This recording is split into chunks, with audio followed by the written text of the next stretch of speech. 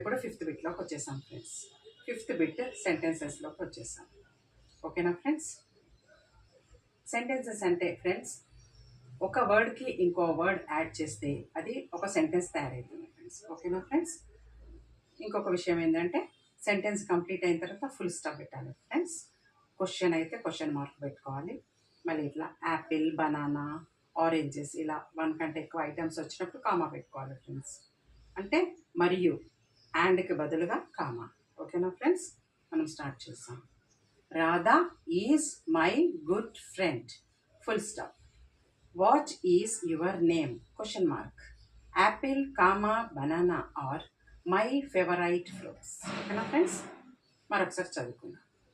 Radha is my good friend. What is your name? Apple and banana are my favorite fruits.